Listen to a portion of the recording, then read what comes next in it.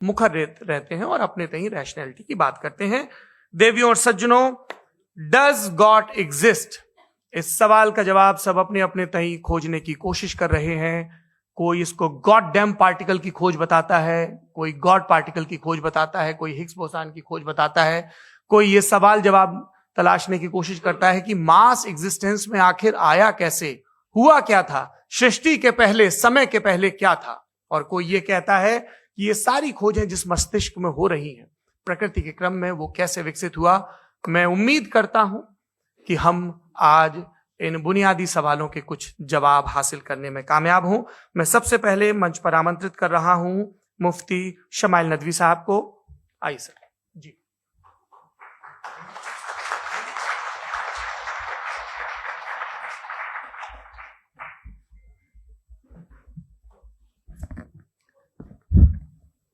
एक आपकी गुजारिश, आप बोलना शुरू करें। आप लोग प्लीज अपने फोन लाइट मोड पे या साइलेंट मोड पे एक बार चेक कर लें, कई बार बेध्यानी हो जाती है।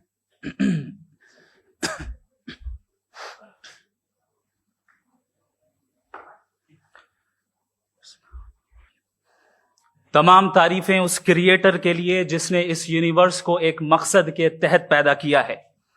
रिस्पेक्टेड जनाब जावेद अख्तर साहब, मिस्टर सौरभ द्विवेदी और respected audience, thank you all for being here today. आज की डिबेट में चूंकि हम बात करने वाले हैं डज गॉड एग्जिस्ट के टॉपिक पर, तो ये एक ऐसा टॉपिक है जिसके मुताल्लिक कोई भी डिसीजन लेने के लिए अलग अलग स्टैंडर्ड्स हो सकते हैं। लिहाजा डिबेट के शुरू में यह जरूरी है कि हम ये जान लें कि आज के इस टॉपिक में कौन सा स्टैंडर्ड सही होगा और कौन सा गलत होगा।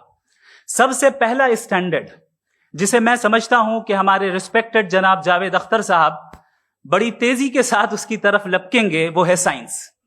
जबकि साइंस दर हकीकत खुदा के एग्जिस्टेंस को डायरेक्टली साबित करने या उसके एग्जिस्टेंस को डिनाई करने के लिए स्टैंडर्ड नहीं बन सकती। और उसकी वजह क्या है, ये मैं नहीं कह रहा, ये वो लोग कह रहे हैं जो साइंस के एक्सपर्ट्स हैं। नेशनल एकेडमी ऑफ साइंस कहती है science doesn't have the processes to prove और disprove the existence of God. Why? क्योंकि साइंस का ताल्लुक एम्पेरिकल एविडेंस से है और एम्पेरिकल एविडेंसेस का ताल्लुक हमारे नेचुरल और फिजिकल वर्ल्ड से है, जबकि गॉड नॉन फिजिकल और सुपर नेचुरल रियलिटी है। लिहाजा नॉन फिजिकल रियलिटी को आप उस टूल के साथ नहीं चेक कर सकते जिसका काम फिजिकल रियलिटी को तलाश करना है। लिहाजा आज इस डिबेट में गॉड की एग्जिस्टेंस को साबित करने या उसे डिनाई करने में साइंटिफिक एविडेंस को एक्सेप्ट नहीं किया जाएगा। दूसरा स्टैंडर्ड हो सकता है रेविलेशन, कि रेविलेशन के जरिए हम यह साबित करें कि गॉड एग्जिस्ट करता है या नहीं। लेकिन यह स्टैंडर्ड भी आज इररेलेवेंट है। क्यों? क्योंकि रेविलेशन मेरे नजदीक सोर्स ऑफ नॉलेज है, वैलिड सोर्स ऑफ नॉलेज है, लेकिन हमारे जावेद अख्तर साहब के नजदीक यह वैलिड सोर्स ऑफ नॉलेज नहीं है। लिहाजा आज की डिबेट में मैं एक भी एविडेंस किसी भी मजहबी स्क्रिप्चर से नहीं दूंगा ताकि जावेद अख्तर साहब के लिए वो अनएक्सेप्टेबल ना हो। तीसरा जो मेयार हो सकता है वो है ऑब्जर्वेशन, कि भाई कोई कहे कि हमें खुदा दिखाओ, अगर है तो दिखाओ, या ये कि खुदा के एग्जिस्टेंस पर एम्पेरिकल एविडेंस दो। तो ये है दर हकीकत गलत टूल का इस्तेमाल करना। ये ऐसा ही है कि जावेद साहब मुझसे ये मुतालबा करें कि मुफ्ती साहब आप मेटल डिटेक्टर के जरिए प्लास्टिक डिटेक्ट करके दिखाएं। अब चूंकि प्लास्टिक डिटेक्ट नहीं हो पा रही है लिहाजा plastic does not exist. No, you are using the wrong tool. इस टूल से प्लास्टिक को डिटेक्ट नहीं किया जाता। लिहाजा मैं समझता हूं कि गॉड के एग्जिस्टेंस पर एम्पेरिकल एविडेंस का मुतालबा करना एक बचकाना मुतालबा है और हमारे रिस्पेक्टेड जनाब जावेद अख्तर साहब इस स्टेज से अब बहुत आगे निकल चुके हैं। अब बचता है एक ही स्टैंडर्ड और वो स्टैंडर्ड है अक्ल, लॉजिक, रीजनिंग। और यही वो स्टैंडर्ड है जिसके तहत गॉड की एग्जिस्टेंस को साबित किया जाएगा या गॉड की एग्जिस्टेंस को डिनाई किया जाएगा। लेकिन चूंकि ये बहुत इंपॉर्टेंट और सेंसिटिव टॉपिक है, इसलिए लॉजिकल आर्ग्यूमेंट भी ऐसा होना चाहिए जो डेफिनेटिव हो, इनडेफिनेटिव ना हो, जो 2 और 2 4 की तरह बिल्कुल वाजे हो, जिसे लॉजिकली रिजेक्ट करना पॉसिबल नहीं हो। फॉर एग्जाम्पल हम कहें हमारे रिस्पेक्टेड मिस्टर सौरभ साहब, ये एक इंसान है और तमाम इंसान कॉन्शियस बीइंग है, लिहाजा नतीजा क्या निकला, हमारे सौरभ साहब भी कॉन्शियस बीइंग है। क्या ये इंडेफिनेट आर्ग्यूमेंट है या डेफिनेट आर्ग्यूमेंट है? ये डेफिनेट आर्ग्यूमेंट है। ये 2 और 2 की तरह वाजे है, इसमें किसी तरह जो है लॉजिकली इसको रिजेक्ट नहीं किया जा सकता। तो अगर आज हमारे जावेद अख्तर साहब ऐसी कोई अकली दलील और लॉजिकल एविडेंस दें खुदा के ना होने पर जो डेफिनेट भी हो, तो मैं ये ऐलान करता हूं कि यकीनन मैं उस एविडेंस को कबूल करूंगा और उस पर गौर करूंगा। लेकिन साथ में यह भी ऐलान कर देता हूं प्रेडिक्शन के तौर पर कि ऐसा कोई डेफिनेट आर्ग्यूमेंट कोई नहीं पेश कर सकता। दलील हम देंगे और डेफिनेटिव दलील देंगे, लॉजिकल दलील देंगे, ऐसी दलील देंगे जो एंटायर एथिस्टिक वर्ल्ड उसे रेफ्यूट नहीं कर सकती। चलें अब हम एक एग्जाम्पल सोचते हैं, एक सिनेरियो, सिंपल सिनेरियो, तमाम ऑडियंस से गुजारिश है, हम और आप एक आइसोलेटेड आइलैंड पर हैं, ऐसा आइलैंड जहां पे हमसे पहले कोई कभी नहीं गया। चलते चलते आपके सामने अचानक आपने देखा एक पिंक कलर की बॉल पड़ी हुई है। सबसे पहला सवाल आपके जहन में क्या आएगा कि ये बॉल यहां क्यों आई, कैसे आई, ये पिंक कलर की ही क्यों है, कोई और कलर भी हो सकता था, ये इसी शेप में क्यों है, कोई और शेप भी हो सकता था। नेचुरली आप इस तरफ पहुंचेंगे कि कोई ना कोई है जिसने इन स्पेसिफिक प्रॉपर्टीज के साथ इस बॉल को बनाया है और यहां पे रखा है। चूंकि आप जानते हैं कि ये जो बॉल है इसका एग्जिस्ट करना जरूरी नहीं है, ये एग्जिस्ट कर भी सकती थी, नहीं भी कर सकती थी, और एग्जिस्ट करना ही था तो किसी और फॉर्म में करती, किसी और कलर में करती।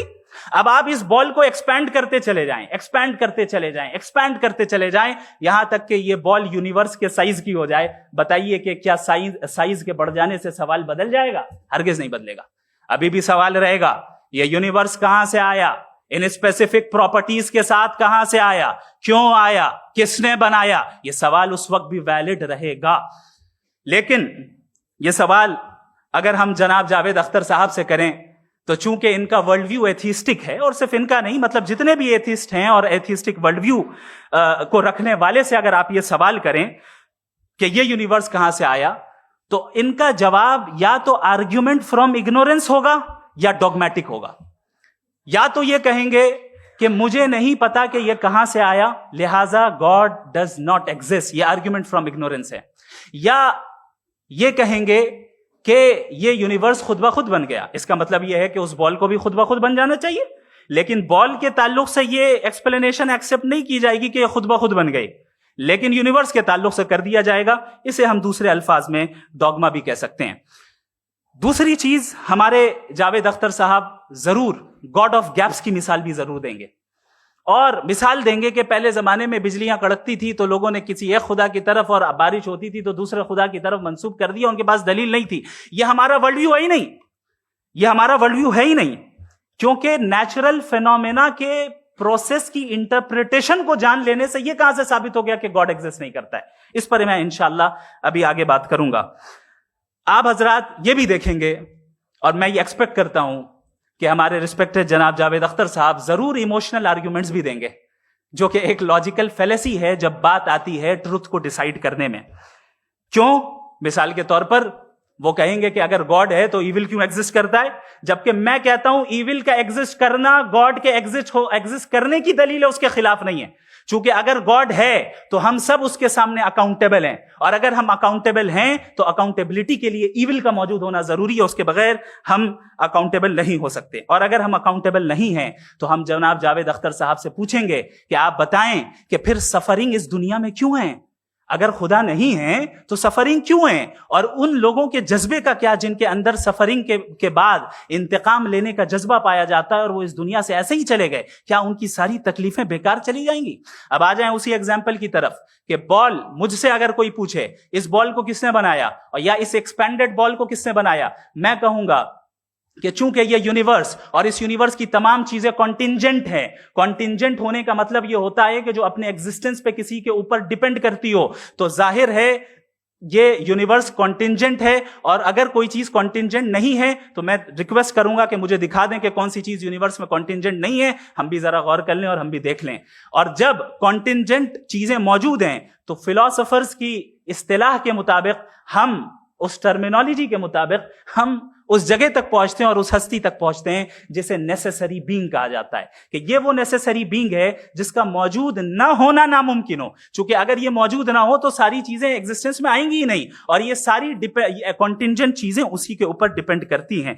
अब अगर आप ये सवाल करते हैं कि फिर उस हस्ती को किसने बनाया, फिर उसका कॉज क्या है, फिर उसका कॉज क्या है, फिर उसका कॉज क्या है, और एंडलेसली चले जाएं, इसे हम कहते हैं इन्फिनिट रीग्रेस ऑफ कॉजेस, जो कि लॉजिकल फैलेसी है। कॉन्सेप्चुअली इंफिनिटी पॉसिबल है। मिसाल के तौर पे न्यूमेरिकल्स 1 2 3 गिनते चले जाएं, इन्फिनिट नंबर्स है। मैं कॉन्सेप्चुअली बात नहीं कर रहा, प्रैक्टिकली रियलिटी में साबित करके दिखाएं कि infinite regress of causes possible है या नहीं। अगर पॉसिबल है तो हम मान लेंगे, मिसाल दे दें, और पॉसिबल नहीं है तो एक ही ऑप्शन बचता है जिसे हम कहते हैं नेसेसरी बीइंग। ऐसी नेसेसरी बीइंग जो इंडिपेंडेंट है, क्योंकि अगर वो डिपेंडेंट हुई तो वो नेसेसरी नहीं रहेगी। ऐसी इंडिपेंडेंट बीइंग जो इटर्नल है, अगर वो इटर्नल नहीं होगी, उसकी बिगिनिंग होगी तो वो खुद कॉन्टिंजेंट है। ऐसी बीइंग जो पावरफुल है, क्योंकि कॉन्टिंजेंट को एक्चुअलाइज करने के लिए पावर चाहिए। ऐसी बीइंग जो इंटेलिजेंट है और नॉलेजेबल है, क्योंकि ये यूनिवर्स स्पेसिफिक फॉर्म और स्पेसिफिक लॉज ऑफ नेचर के तहत प्रिसाइजली चल रहा है।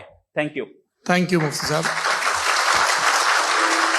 मैं इन दलीलों के बाद जावेद अख्तर साहब से गुजारिश करूंगा, आप बैठ के बोलना चाहेंगे हमारे? जी।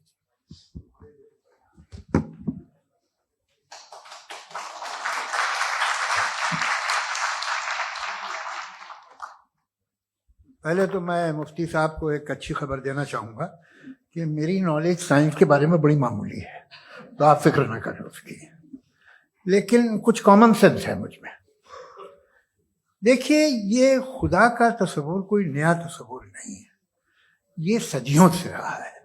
ये कुछ रिलीजन 3000 साल पुराने होंगे, 4000 साल पुराने होंगे, लेकिन इंसान कोई 10,000 12,000 साल से एग्जिस्ट करता है होमो सेपियन की शक्ल में, और हमेशा कुछ ना कुछ मजहब रहे। ये मजहब जाहिलों के नहीं थे, ये मजहब एक ऐसी ग्रीक सोसाइटी के थे जहाँ बड़े बड़े फिलोसफर पैदा हुए। ये मजहब इजिप्शियंस के थे जिन्होंने पिरामिड्स बनाए थे। ये रोमन्स के थे कि जिनका आर्किटेक्चर और सेनेट यानी पहली बुनियाद डेमोक्रेसी की, लिमिटेड थी मगर डेमोक्रेसी थी, ये उन लोगों ने किए थे। तो इनका जो जुपिटर था, रा था, ज़्यूस था, उन्हें उस पर इतना ही एतमाद था जितना आज किसी मजहबी आदमी को अपने खुदा पे होगा। क्रिश्चियनिटी आने से पहले यूरोप में एक मजहब था, जर्मेनिक रिलीजन। उसका एक खुदा था, उसकी एक बीवी थी, उसके 2 बेटे थे, एक बेटी थी। फिर जर्मनी में जब यूरोप में क्रिश्चियनिटी आई तो वो खुदा, उसकी बीवी और पूरे खानदान चला गया। तो अगर हम हिस्ट्री देखें तो खुदा जो है वो ज़्यादातर फ़ानी है, वो हमेशा रहे नहीं। और वो जो लोग इन्हें मानते थे उनको आप कहें वो तो जाहिल थे, उन्हें तो कुछ पता ही नहीं था, ऐसा नहीं है। वो अपने वक्त में बड़े काबिल लोग थे और अपने वक्त में उन्होंने बड़े बड़े काम किए हैं, फिलोसफर्स थे, साइंटिस्ट थे। लेकिन उनका मजहब कहाँ गया, उनके खुदा कहाँ गए? आज जो खुदा हैं दुनिया में लोग उन्हें मानते हैं। आपको क्या मालूम कि कितने बरसों के बाद क्या होने वाला है? हम यूरोप में देखते हैं तो चर्च खाली हैं। तो वक्त के साथ चीजें बदलती हैं। जहां तक इसका ताल्लुक है मजहबों का, हर मजहब आपसे एक चीज मांगता है, फेथ। ये फेथ क्या चीज होती है? What is the difference between faith and belief? ये तो बहुत ही अहमकाना बात होगी कि कोई आदमी कहे साहब अगर खुदा है तो मुझे दिखाइए। ये तो जाहिलाना बात हुई। मैंने तो नॉर्थ पोल नहीं देखा है, मगर मैं मानता हूं कि नॉर्थ पोल है। मैं क्यों मानता हूं? इसलिए कि अगर ये दुनिया राउंड है तो उसका कोई टॉप होगा। कुछ लोग हैं जो वहां गए भी हैं, कॉमन सेंस कहता है कि ऐसा होगा, सबूत है, गवाह है, रीजन है। तो ये मेरा फेथ नहीं है। तो फेथ में और बिलीफ में डिफरेंस क्या है? जो मजहब मांगता है आपसे, हर मजहब फेथ मांगता है। फेथ का मतलब यह है कि ना कोई गवाह हो, ना कोई सबूत हो, ना कोई रैशनल हो, ना कोई लॉजिक हो, ना कोई प्रूफ हो, मगर तुम एक बात को मानो। यह है फेथ। वरना बिलीफ होता। अगर इसमें कुछ भी सबूत होते, गवाह होते, तो फिर इसे आप बिलीफ कहते। जैसे मेरा बिलीफ है कि नॉर्थ पोल है, मेरा फेथ थोड़ी है। फेथ इन तमाम शर्तों को रद्द करता है। तो फिर स्टुपिडिटी क्या है? अगर मैं एक बात ऐसी मानूं जिसकी ना कोई लॉजिक है, ना कोई रैशनल है, ना कोई प्रूफ है, ना कोई गवाह है, ना कोई सबूत है, और मैं उसे मानूं, तो ये स्टुपिडिटी हुई। इसे ही भाई कल को मैं यकीन कर लूं कि एलॉन मस्क जो है मेरा भाई है, तो मुझे इंतहाई खुशी होगी, सुकून भी बहुत मिलेगा मुझे। लेकिन और कहे भाई क्यों मानते हो, क्या सबूत है भाई, वो तो अमेरिकन है और तुम तो इंडियन हो, वो तो नस्ल अलग है, तुम्हें कभी मिले भी नहीं। साथ देखिए मेरा फेथ है, इस पे बात न किया। फेथ का मतलब ही यह है कि आप प्रूव नहीं कर सकते। अगर आप प्रूव कर सकते हो तो फेथ की जरूरत ही नहीं, फिर तो आप बात करेंगे, आप कितनी बहस कर लीजिए। अल्टीमेटली दुनिया का हर मजहब फेथ पे टिका है, और फेथ का मतलब है एक ऐसा यकीन जिसका कोई सबूत, कोई गवाह, कोई रैशनल नहीं। अब आप ये कहें, क्या आप ये क्यों कह रहे हैं कि साहब ये कायनात किसने बनाई? कमाल ये है कि आपने बताया कि एक आइलैंड पे गए और एक बॉल देखी। आपने ये नहीं कहा कि आइलैंड किसने बनाया, आपको सिर्फ बॉल पे हैरत हुई। हमने आइलैंड पे हमने हैरत नहीं की, होते हैं आइलैंड। इसी तरह ये आइलैंड है, सितारे, ये गैलेक्सीज, ये सब आइलैंड हैं, खला में। हम उन्हें टेकन फॉर ग्रांटेड लेते हैं, हम पूछते नहीं किसने बनाए। आपने जजीरे के बारे में भी नहीं पूछा है। मेरी पैदाइश कैसे हुई? क्या मैं प्लान्ड पैदा हुआ था? I was plan to be born, या एक लकी स्पर्म था जो किसी एग से चिपक गया? मेरी पैदाइश रैंडम। और इंसाफ जिसे आप कहते हैं, इंसाफ का तो नेचर से कोई वास्ता ही नहीं।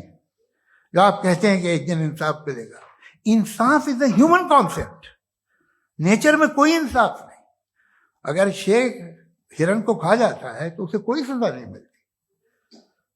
अगर एक आंधी आती है और हरे भरे पेड़ों को उखाड़ के फेंक देती है तो आंधियों की जेल नहीं होती है।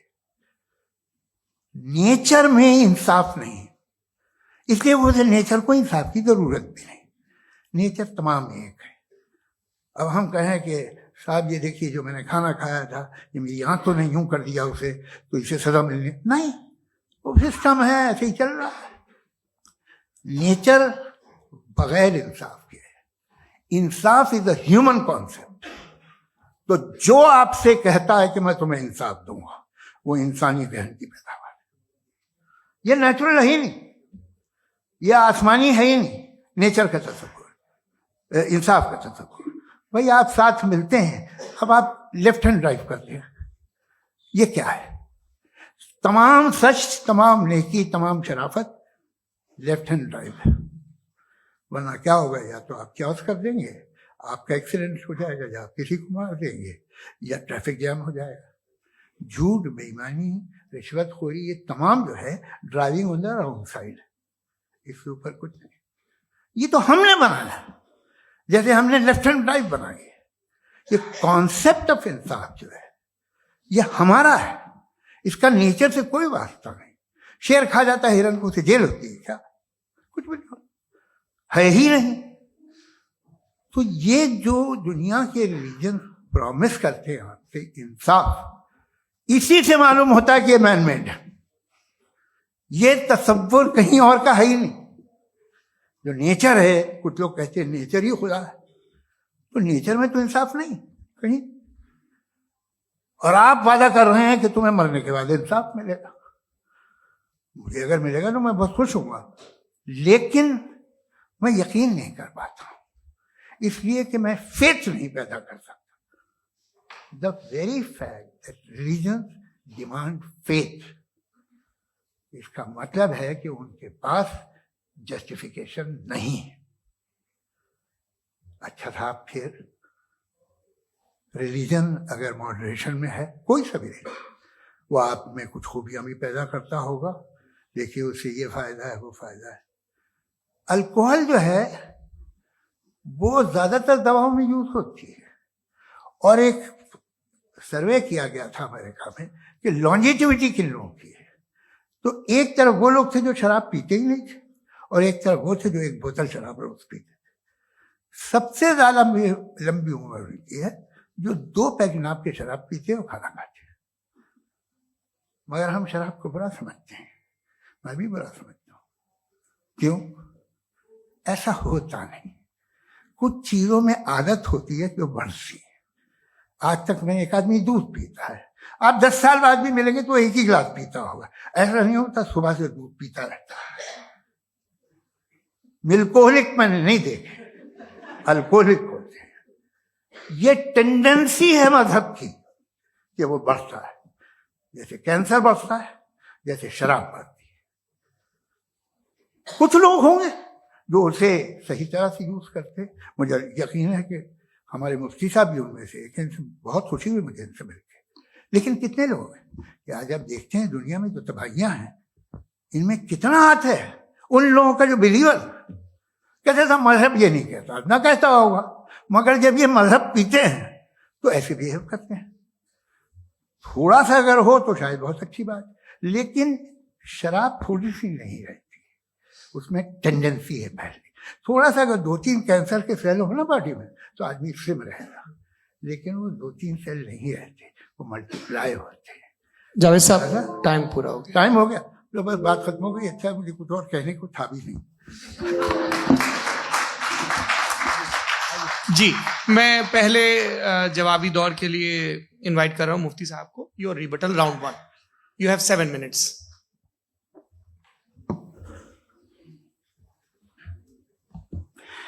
Thank you very much Javed साहब। आपकी बात को सुनकर बड़े महजूज हुए हम लोग। महजूज, डू यू अंडरस्टैंड?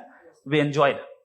ओके, अब थोड़ा सा लॉजिकली उसको हम लोग देखते हैं। दरअसल हम लोगों ने कल गुजारिश की थी मुफ्ती साहब से भी, जावेद साहब से भी, कि हिंदुस्तानी जबान आम फहम सबको समझ में आ जाए, और जहां कहीं आप मुश्किल शब्द इस्तेमाल करें वहां बताते भी चलें। Thank you. तो सबसे पहले हमारे रिस्पेक्टेड जावेद साहब ने हवाला दिया कि खुदा फानी है। कितने मजहब आगे चले गए, किसी ने जुपिटर को खुदा माना, किसी ने किसी को माना। मैं कहता हूं जिसने कॉन्टिंजेंट चीज को खुदा माना, गलत माना, वो खुदा ही नहीं, वो खुदा ही नहीं है।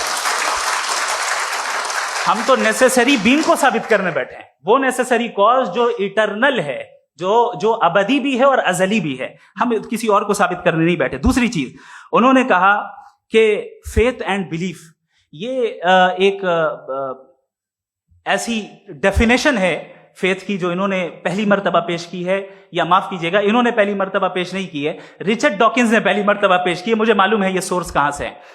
एपिस्टेमोलॉजिकली फेथ और बिलीफ का फर्क आप इस तरह नहीं कर सकते सर। फेथ सही भी होता है, गलत भी होता है। बिलीफ सही भी होता है, गलत भी होता है। जो लॉजिक, रीजन और एविडेंस से बैक्ड होगा वो फेथ सही होगा। और आप जिस फेथ की बात कर रहे हैं कि इलॉजिकल है और उसके पीछे नहीं है, तो we are on the same page.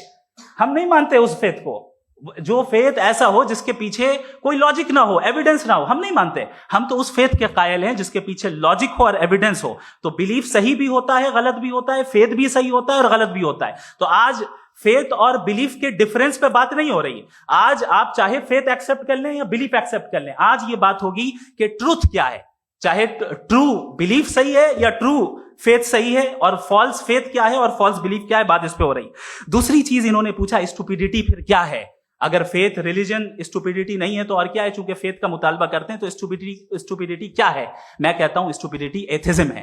उसकी वजह यह है कि आप एक सड़क पे जा रहे हो और आप किसी गार्डन में जाएं और देखें वहां लिखा है फूलों के साथ, I love Javed Akhtar, and I really do, I love you sir. So जब आप वहां पर पहुंचे तो वहां पहुंचकर अब ये बताएं, क्या आप ये कहेंगे wow what a natural selection?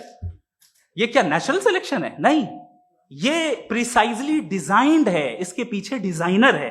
लिहाजा अगर कोई एक ऐसी कॉमन सेंस की बात को कबूल नहीं कर रहा है कि यूनिवर्स जो इतने प्रिसाइजली काम कर रहा है, हम कह दें कि खुद ब खुद बन गई, मैं समझता हूं इससे बड़ी स्टुपिडिटी और कुछ नहीं है। ये इरैशनल चीज है। फिर हमारे सर ने कहा कि आपने बॉल पे फोकस किया, आइलैंड पे फोकस नहीं किया।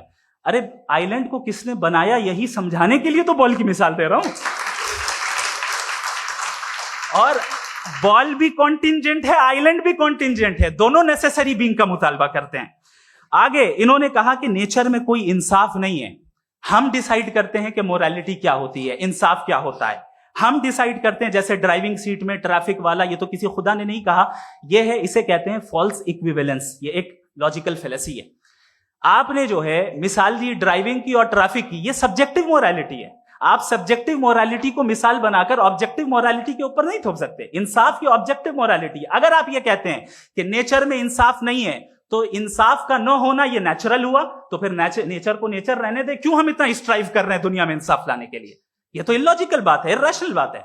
इसलिए बहुत सी चीजें ऐसी हैं जो ऑब्जेक्टिवली जो है इविल या गुड हैं, और बहुत सी चीजें ऐसी हैं जो सब्जेक्टिवली हैं। सब्जेक्टिवली जो मोरल होता है या इमोरल होता है, उसको हम सोशल कंसेंसस से या पर्सनल प्रेफरेंस से डिसाइड करते हैं। लेकिन जो ऑब्जेक्टिव मोरालिटी है, जिसमें इंसाफ आया, जो इन्होंने बार बार रिपीट किया, ये ऑब्जेक्टिव है, सब्जेक्टिव नहीं है। अगर आप कहते हैं ये सब्जेक्टिव है, तो मेरा सवाल आपसे ये है, क्या सोशल कंसेंसस के जरिए अगर जुल्म को सही करार दे दिया जाएगा तो आप जुल्म को जस्टिफाई करेंगे?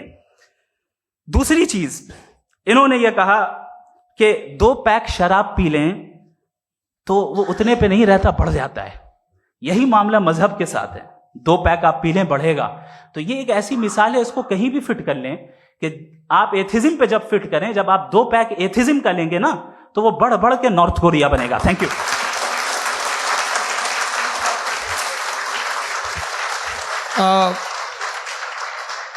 फर्स्ट राउंड के रिबटल के लिए मैं जावेद साहब को इनवाइट कर रहा हूं। आपके पास 7 मिनट का वक्त है, रीसेट कर दीजिएगा प्लीज। मुझे इस बात की खुशी है कि मुफ्ती साहब ने भी मान लिया कि नेचर में कोई इंसाफ नहीं है। तो कोई भी चीज़ जो इंसान ने नहीं बनाई है उसमें इंसाफ नहीं होता है। एक बात मैं आपसे अर्ज करूं, जरा पता लगा लीजिएगा, ये जो आप बाग में जाते हैं बेहद खूबसूरत फूल देखते हैं ना, इनमें से कोई नेचुरल नहीं है। ये सारे फूल क्रॉस करके बनाए गए हैं। जो जंगल में फूल होते हैं निहायत मामूली होते हैं। ये फूल इंसानों ने बनाए हैं। जो आप बाग में देख के वाह वाह कहते हैं, ये इंसानों के बनाए हुए हैं। डिफरेंट फूलों को क्रॉस करके, डेवलप करके, फिर क्रॉस करके इस तरह से बनाए गए। नेचुरल फ्लावर नहीं। किसी जंगल वीरान में जाके आप गुलाब के फूल नहीं देखेंगे। ये सब बनाए हुए इंसान ने, बहुत से काम इंसान ने किए हैं। बाकी है कि आपने मेरी एक बात का जवाब नहीं दिया, जिससे मुझे शिकायत है कि फेथ क्या है और आप फेथ मांगते क्यों हैं मुझसे? आप तो लॉजिकल हैं, आपके पास तो सारे रैशनल हैं, आपके पास सारे सबूत हैं, तो आपको फेथ की डिमांड क्यों करते हैं कि भाई तुम सरेंडर कर दो और सवाल मत करो? कोई मजहब सारे सवाल करने की इजाजत नहीं देता है और मना करता है कि ज्यादा सवाल ना करो, बह जाओगे तुम। आप क्यों रोकते हैं? हकीकत यह है कि इंसानी तारीख क्या है। इंसानी तारीख यह है कि दुनिया में 2 तरह के लोग हुए। एक वो जिन्होंने अपनी लाइल्मी की परस्तिश की है, दूसरे वो जिन्होंने अपनी इग्नोरेंस या लाइल्मी से झगड़ा किया है और मालूम किया है कि क्या है। ये जो आप कह रहे हैं, आज आप हैरान हैं कि भाई ये यूनिवर्स कैसे बनी। लोग हैरान थे कि सूरज डूबता है तो इधर से कैसे निकलता है। और आप एक कदम जाके हमेशा का मानने को तैयार है, एक कदम पीछे ही मान जाइए। भाई आप इसके बाद जाते हो, कहते सवाल ना करना कि ये कहां से आया, ये पावर तो हमेशा से हमेशा रहेगी। तो आप यूनिवर्स के बारे में मानने में क्या तकलीफ है? एक कदम पहले रुक जाइए। ये हमेशा से थी या नहीं थी हमें मालूम नहीं है। और ये कहना कि हमें मालूम नहीं है, कमाल ये है कि दुनिया के सारे मजहब सब जानते हैं ये दुनिया कैसे बनी थी, कैसे मिटेगी, मरने के बाद क्या होगा, इनको सब इल्म है। इनको किसी को डायनासोर होते थे पहले ये नहीं पता था, किसी को नहीं पता। किसी भी दुनिया की मजहबी किताब में डायनासोर का जिक्र नहीं है। लेकिन बाकी सब बातें, how to make universe in 4 easy lessons and बाकी सब पता है। जिसको सब पता है वो गड़बड़ है। हम में ये इंकिसार, ये ह्यूमिलिटी होनी चाहिए कि हम ये कहें कि हमें ये बहुत सारी बातें नहीं मालूम, लेकिन हम उनकी परस्तिश ना करना, अपनी लाइल्मी को की परस्तिश ना करें, हम उसे पता लगाने की कोशिश करें। जिस दुनिया में आप बैठे हैं सर, ये हॉल जो है, ये इलेक्ट्रिसिटी जो है, ये माइक जो है, जिस हवाई जहाज से आप आए थे, वो जिस कार से आप यहाँ आए हैं, ये सब उन लोगों की बनाई हुई है जिन्होंने सवाल किए थे। ये दुनिया जिसमें आप आज आराम से हैं, ये उन लोगों की बनाई है कि जिन्होंने सवाल किए थे, और हर स्टेज पे इन सवालों को मकरूह कहा गया था, गलत कहा गया था। आप जरा तारीख पढ़िए, एक बड़ी दिलचस्प किताब है बर्ट्रैंड रसेल की, जिसमें उसने रिलीजन एंड साइंस कि कब से रिलीजन जो है साइंस के अगेंस्ट है, और हद तो यह है कि भाप के इंजन के खिलाफ थे, स्टीम इंजन के भी खिलाफ थे, और फतवे हुए उन पे, वेटिकन ने दिए। तो ये हमेशा, अभी जैसे ही ये राइट विंगर आते हैं अमेरिका में पावर में, तो वो जो अपना ये क्या बोलते हैं उसे, सीड, क्या वर्ड है, सीड क्या जो, हाँ नहीं सीड जो होते हैं जिसपे जी, नहीं भाई, वो जो ह्यूमन बॉडी के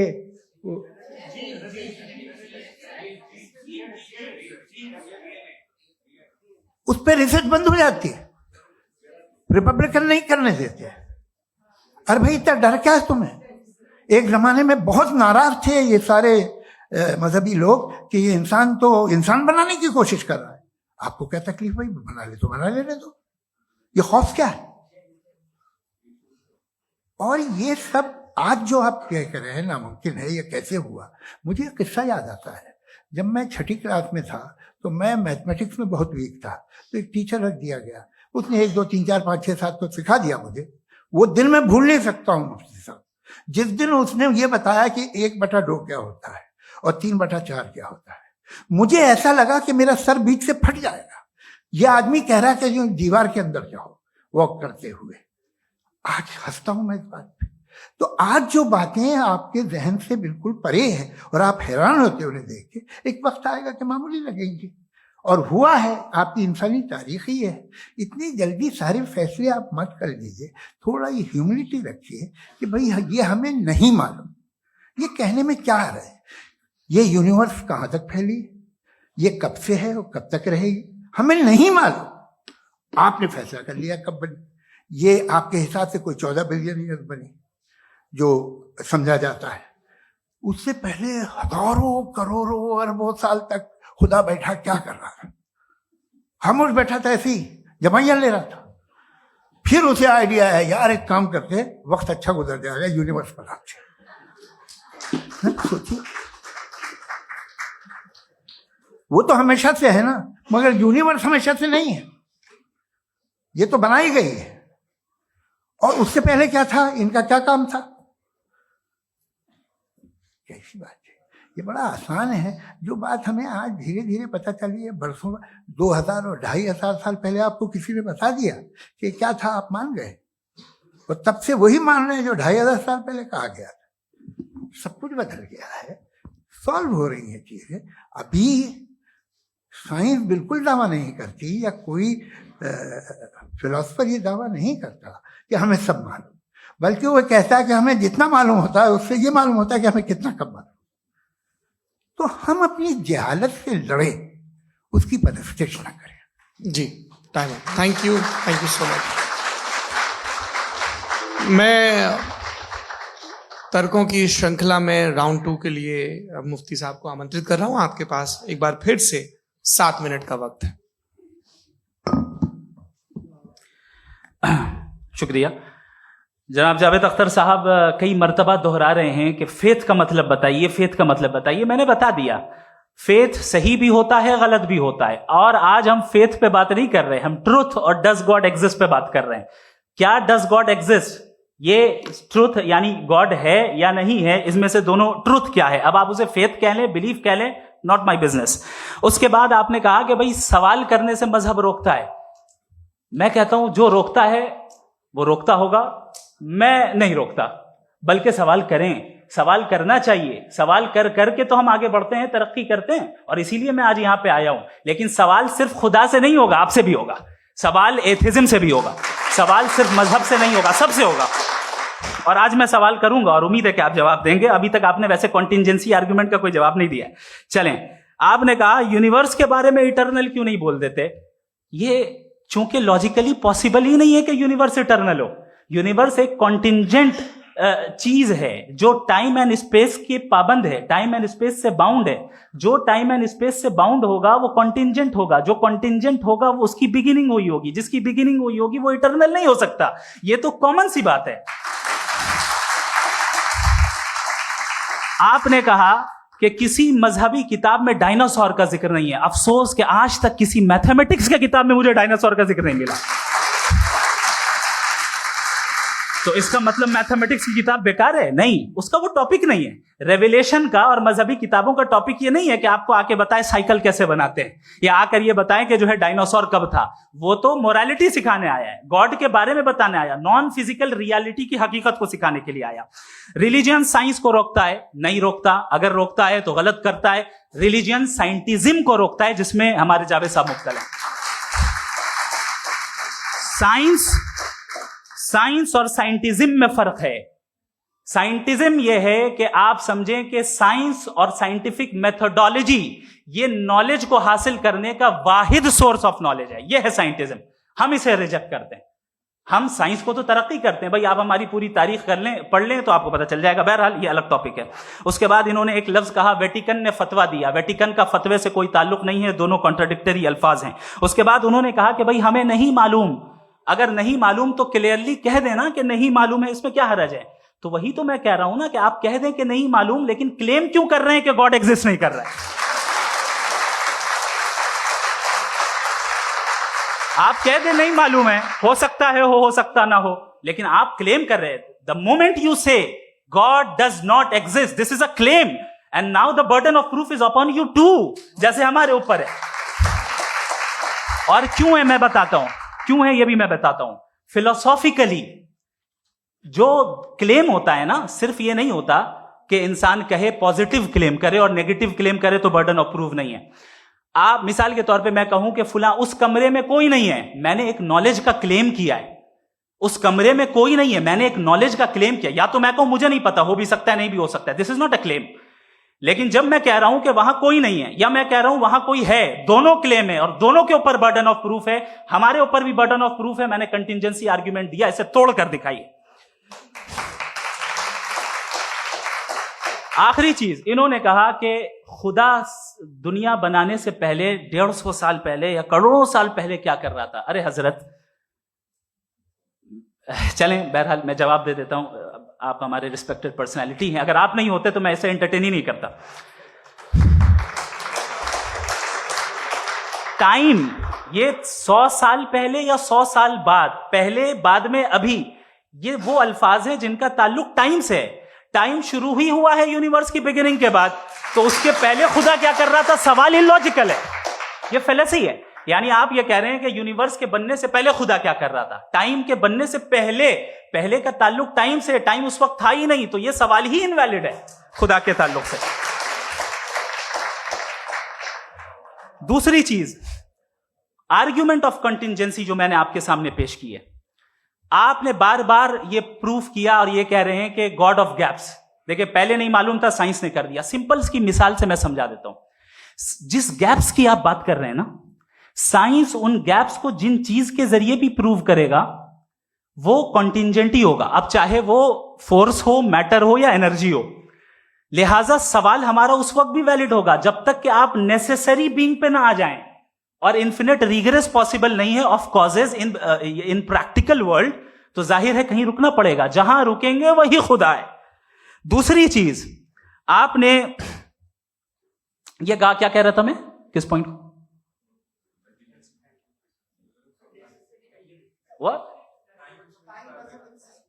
Oh no, after that, just now. हाँ, जहां रुकेंगे वही खुदा है। बहरहाल, तो टाइम का जिक्र हो गया। गॉड ऑफ गैप, सॉरी, या इसकी एक मिसाल आप ले लें।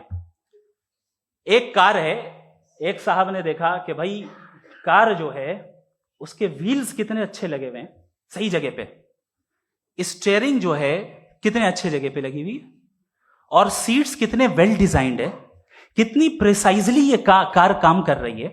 तो जरूर कोई ना कोई इसे क्रिएट किया है, किसी ने क्रिएट किया है। अब जावेद साहब आए और कहे अरे जनाब बोनेट खोलिए, इसमें इंजन है, इंजन इस कार को चला रहा है, hence prove no one has created the car. This is illogical, this is irrational. आपने इंजन के जरिए उस गैप को तो साबित किया, लेकिन क्या उससे कार की जो क्रिएशन है और उसका जो क्रिएटर है ये इम्पॉसिबल हो जाए? ऐसा पॉसिबल है?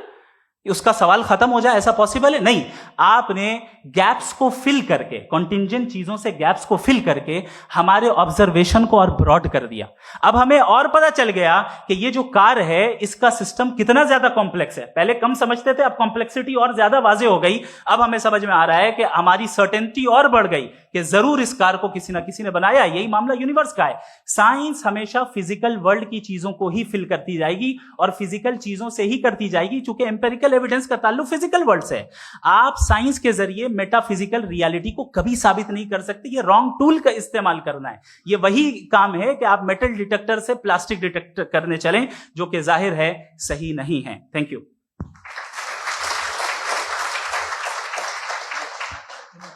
जी, ये आर्ग्यूमेंट का राउंड 2 है। हाँ। 7 मिनट है। पहले तो मैं आपसे अर्ज करूं कि आपने कहा कि जब कायनात ही नहीं थी तो वक्त भी नहीं था, कुछ भी नहीं था। कैसे नहीं था? खुदा था। एक एग्जिस्टेंस तो था ना खुदा का। तो जब खुदा था तो वक्त भी होगा। ऐसा नहीं है कि कुछ भी नहीं था, खुदा था। अच्छा, बाकी ये कि आपने कहा साहब आप साबित कीजिए, आपके पास भी लॉजिक है, मेरे पास भी लॉजिक है। आप मेरा जिम्मेदारी नहीं है साबित करना कि खुदा है। बर्टन रसल ने बड़ी अच्छी बात कही। बर्टन रसल ने बड़ी अच्छी बात कही। मैं आपसे अगर ये दावा करूं कि एक चाय की केतली मरीख के चारों तरफ घूम रही है, मार्स के चारों तरफ, तो यह आपका काम नहीं है कि आप साबित करें कि कोई चाय की केतली नहीं है। ये मेरा काम है, मैंने दावा किया है। ये दावा तो मजहबी लोग करते हैं कि खुदा है। मैं क्यों साबित करूं कि नहीं है? जब तक आप मुझे कन्विंस नहीं कर देंगे मैं नहीं मानूंगा। आपकी जिम्मेदारी है, मेरी जिम्मेदारी नहीं है। दोयम ये कि ये जो आप कह रहे हैं, जो गैप्स हैं, ये गैप जब जब किसी मजहब को चैलेंज करते हैं, जब ऐसा कोई बात आती है तो हंगामा हो जाता है कि जब वो चैलेंज करें किसी फेथ को। ये तमाम साइंस जो है इसे मुख्तलिफ जगहों पे मुख्तलिफ वक्तों में मजहब ने रोकने की कोशिश की है। ये किताब है religion and science, Burton Russell की, पढ़िएगा, अच्छी लगेगी आपको। तारीख ही है साइंस, मजहब की साइंस से उसका यही रिश्ता है। अच्छा, अब ये हम सोचें कि बहरहाल ये वजूद जो है मजहब और ये बिलीव इन गॉड इंसान को बेहतर बना देता है। तो एक काम कीजिए, हिंदुस्तान वर्ल्ड का नक्शा लीजिए और मार्क कीजिए कि रिलीजन कहाँ कहाँ ज्यादा है, कहाँ कहाँ, चाहे वो लैटिन अमेरिका हो या मिडिल ईस्ट हो या फार ईस्ट हो या हिंदुस्तान के वो इलाके जहां मजहबियत ज्यादा है। रख दीजिए नक्शा अलग। अब दूसरा नक्शा कि कहां कहां नाइंसाफी, रिप्रेशन, औरतों के हुकूक की पामाली, जुल्म, डिक्टेटरशिप कहां है। नक्शा एक ही होगा। तो आप मुझे बताएं कि जो इसका तरकीब इस्तेमाल क्या है। खुदा का तरकीब इस्तेमाल तो बताइए। आप छोटी सी दवा सड़क पे बेचते हैं, उसकी भी तरकीब इस्तेमाल बताते हैं। इसके इस्तेमाल से तो फायदे नहीं हुआ किसी को। जो सारे के सारे खराब मुल्क हैं, खराब समाज है, वो सारे जुल्म खुदा के नाम पे करते हैं। वो गलत करते हैं, सही करते हैं, मुझे क्या लेना देना उससे। इस्तेमाल से मालूम होता ना। एक विस्की की बोतल कभी शायद देखी हो आपने, लाल रंग की होती है, उस पर रोशनी और छिपड़ी इंतहाई खूबसूरत लगती है। क्या बिगाड़ रही है किसी का? उसका इस्तेमाल गलत है, इसलिए आप उसे नापसंद करते हैं। इसका इस्तेमाल गलत है, इस तसव्वुर का इस्तेमाल ही गलत है और हमेशा से गलत हुआ है। आप देख लीजिए, इंसानी तारीख देख लीजिए, आज देख लीजिए, हिंदुस्तान देखिए, दुनिया देख लीजिए, क्या हो रहा है। इसे कैसे इस्तेमाल कर रहे हैं फेथ वाले लोग? क्या फेयर हैं जस्ट हैं, जो अपने खुदाओं पे यकीन रखते हैं, वो किस तरह के लोग हैं? वो लोगों को इंसाफ देते हैं, वो बेहतर इंसान बने। तो इस दवा का फायदा क्या है? चलो बहुत फायदा हो रहा तो मैं इस्तेमाल कर लूंगा, मुझे तो इस दवा का कोई फायदा दिखता ही नहीं। मुझे तो ऐसा लगता, मैं एक और बात बताऊं, अगर कोई आदमी मजहबी है और अच्छा आदमी है तो मैं उसकी बहुत इज्जत करता हूं, इसलिए कि मेरा ख्याल है मजहबी आदमी का अच्छा होना मुझसे अच्छा होने से ज्यादा मुश्किल है। भाई हर चीज की एक लिमिट है, आप इतना भाग सकते हैं, इतना नहीं भाग सकते, इतना वजन उठा सकते, इतना नहीं उठा सकते, इतना दूर देख सकते हैं, इतना दूर नहीं देख सकते। उसी तरह कॉमन सेंस कहता है कि आप में नेकी का भी एक कोटा होगा। अब आप अगर सुबह जाते हैं अपनी इबादत गाह और इबादत करते हैं, तो बाहर निकलते हैं तो आप तो यही महसूस करते हैं कि आपने एक बहुत अच्छा काम किया, आपकी नेकी का एक बहुत बड़ा कोटा खर्च हो गया जिससे किसी का कोई फायदा नहीं। मैं तो नहीं जाता हूं तो मुझे तो किसी को खाना खिलाना पड़ेगा, किसी बेवा की मदद करनी पड़ेगी। मैं अपना कोटा कैसे कंज्यूम करूं? आप अपना कोटा, सारे मजहबी लोग इंतहाई यूजलेस कामों में यूज करते हैं। उसके बाद भी अगर आप में बच्ची है थोड़ी सी शराफत, तो भाई वाह क्या बात।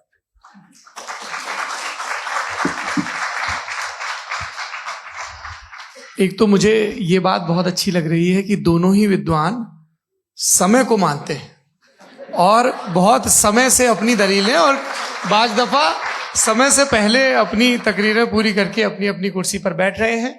ये इस आर्ग्यूमेंट का राउंड 2 पूरा हुआ। अब रिबटल का राउंड 2 है और उसके बाद क्रॉस एग्जामिनेशन होगा।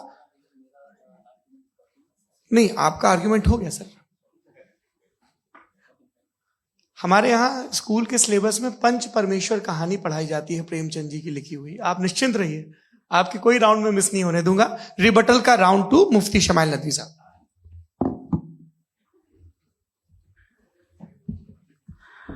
असल में जो हकीकी प्रॉब्लम है, असल प्रॉब्लम है, वो ये है कि जावेद साहब के पास कॉन्सेप्ट ऑफ गॉड क्लियर नहीं है। इन्होंने कहा कि कायनात से पहले खुदा तो था, तब भी तो टाइम होगा। ये टाइम कायनात का हिस्सा है। हम खुदा, उस खुदा को मानते हैं, नेसेसरी बीइंग का टाइमलेस होना जरूरी है, चूंकि वो टाइम का क्रिएटर है। जब उसने टाइम को क्रिएट किया तो वो खुद टाइम पे कैसे होगा? उसने जब स्पेस को क्रिएट किया तो खुद स्पेस में कैसे होगा? अगर वो टाइम एंड स्पेस को पहले से ही उसका पाबंद है तो फिर किस चीज को उसने क्रिएट किया? लिहाजा ये सवाल गलत है कि खुदा था तो टाइम होगा। बिल्कुल नहीं, टाइम के पाबंद हम है, खुदा नहीं है। हम फिजिकल वर्ल्ड से ताल्लुक रखते हैं, वो मेटाफिजिकल रियलिटी है। दूसरी चीज इन्होंने मिसाल दी कि चाय की केतली हवा में घूम रही होगी, और पता नहीं शायद वो बर्टन रसल का उन्होंने हवाला दिया। बहरहाल यही प्रॉब्लम है। प्रॉब्लम यही है कि हम चीजों के दरमियान डिफरेंशिएट नहीं कर पाते। ये जो आपने मिसाल दी ये इमेजिनेशन है, और मैं जो साबित कर रहा हूं वो लॉजिकल नेसेसिटी है। आप इमेजिन करने आए तो कुछ भी करें, जुपिटर में पिंक एलिफेंट होगा, यूनिकॉर्न होगा, करें, उससे कायनात पे क्या फर्क पड़ता है? उससे आप लॉजिकल नेसेसिटी साबित नहीं कर सकते। मैं तो उस प्राइम कॉज की बात कर रहा हूं, उस नेसेसरी बीइंग की बात कर रहा हूं जिसके बगैर इस कायनात का एग्जिस्टेंस मुमकिन नहीं है। दूसरी चीज, मजहब को साइंस चैलेंज करती है वगैरह वगैरह, ये हमारा टॉपिक ही नहीं है। मैं इस पे बात करूंगा तो फिर मेरा वक्त चला जाएगा। मजहब के ऊपर चूंकि हमारी डिस्कशन नहीं है, साइंस को मजहब और बिलखुसूस मैं और हमारा वर्ल्ड व्यू कम से कम साइंस को पीछे नहीं करता है, साइंटिज्म की मजम्मत करता है। इसकी वजाहत मैंने पहले कर दी। दूसरी चीज इन्होंने कहा वर्ल्ड का नक्शा लीजिए, वर्ल्ड मैप लीजिए, 2 अलग अलग जगह की। हजरत मैंने ये होमवर्क किया था और मैंने मिडिल ईस्ट का एक नक्शा लिया और यूरोप का एक नक्शा लिया। ये मजहबी इलाका और ये लिबरल और एथीस्ट इलाका। मुझे पता चला कि सबसे ज्यादा रेप केसेस जो हैं वहां पर है।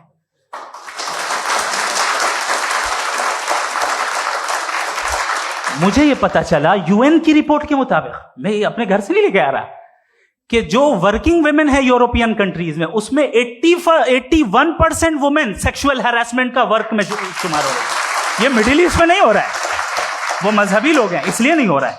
दूसरी चीज, आपने ये कहा कि मजहबी आदमी का अच्छा होना हमारे अच्छे होने से बहुत मुश्किल है, बहुत मुश्किल है। तो इसका मतलब यह है कि गॉड के अलावा आपके पास अच्छे और बुरे का कोई स्टैंडर्ड है। मैं चाहूंगा कि कन्वर्सेशनल स्टाइल वाले डिस्कशन और सेगमेंट पे इसी पे बात कर लेते हैं। Thank you very much.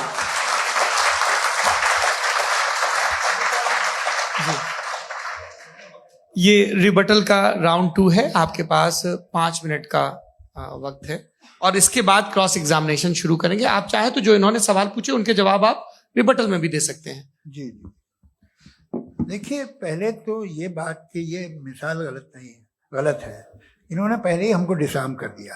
पहले अकल से मामला सॉल्व नहीं हो सकता, लॉजिक से आप पहुंच नहीं सकते। ये एक मेटाफिजिकल चीज है। मेटाफिजिकल अजीब सा लफ्ज है, ठीक से किसी को माने नहीं मालूम इसके, तो ऐसा लगता है कुछ बड़ी चीज है। अरे भाई क्या होता है मेटाफिजिकल, बताओ, खड़ी हो। ये एक लफ्ज है जो कहीं भी इस्तेमाल हो जाता है। जब आप एक बात कर रहे हैं और आप मुझसे बहस कर रहे हैं तो मुझे मेटाफिजिकल मत बताइए, आप लॉजिकली मुझे प्रूफ किए। और अगर लॉजिकली आप नहीं बात करते साहब ये मेटाफिजिकल है, तो फिर हम आप बात क्या कर रहे हैं? मेरा आपका किस जबान में कॉन्वर्सेशन होगा? और ये कहना कि वक्त पहले नहीं था, तो फिर क्यों कहते हैं ये हमेशा से और हमेशा रहेगा? हमेशा वक्त है, तो आप कैसे कहते हैं वो हमेशा से है और हमेशा रहेगा? हमेशा का मतलब है कोई वक्त, अगर वक्त ही नहीं है तो हमेशा कैसे?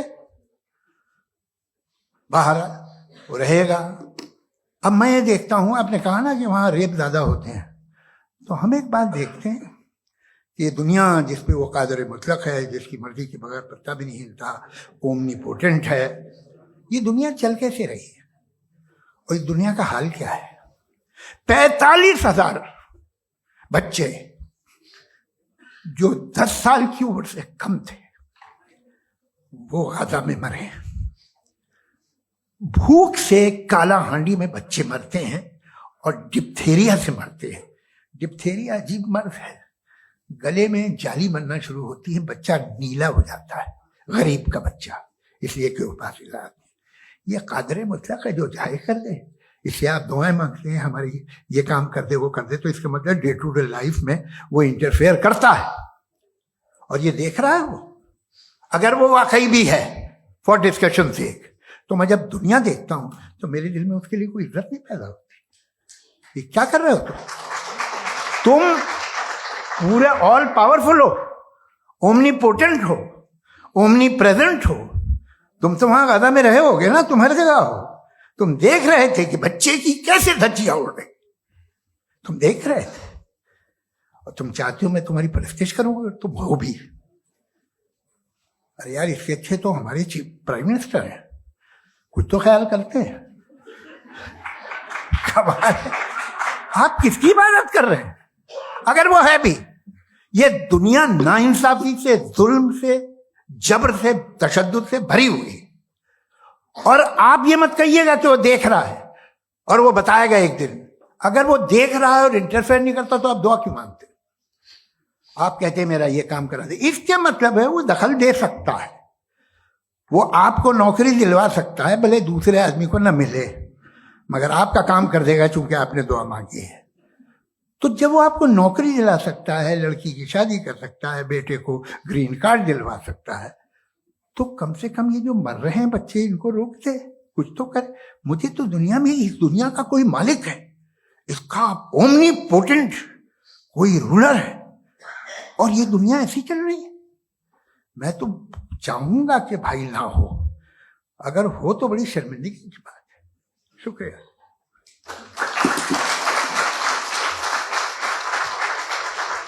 देवियों और सज्जनों, इस बहस के 2 राउंड और 2 रिबटल पूरे हो चुके हैं। अब सबसे जरूरी और सबसे मुश्किल राउंड शुरू हो रहा है, क्रॉस एग्जामिनेशन का। अब इन विद्वानों की सज्जनता की एक परख भी होगी और वक्त हमने 16 मिनट का तय किया है। पहला सवाल आप पूछना चाहेंगे? जी बिल्कुल। पहले बोले भी आप माइक ले लीजिएगा हाथ में, नीचे से। जी मैं बोलता हूँ, ये डायस हटा सकते हैं क्या हम थोड़ा क्विकली? डायस पीछे कर दीजिए बस थोड़ा सा, है ताकि ये जो दाएं बाएं लोग बैठे हैं, इसे हटा ही दीजिए, वरना वहां तो जाने वाले नहीं। आराम से आराम से दोनों तरफ से हटा दीजिए।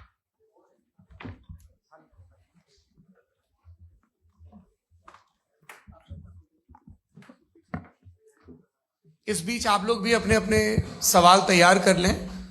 ये ध्यान रखेंगे कि मैं यहां से सवाल लूंगा, आप लोगों को अपना हाथ ऊपर करना है, अपना नाम बताना है और अधिकतम 3 वाक्यों में अपना सवाल पूरा करना है। कई लोग सवाल की जगह भाषण देने लगते हैं, उससे आज बचना है।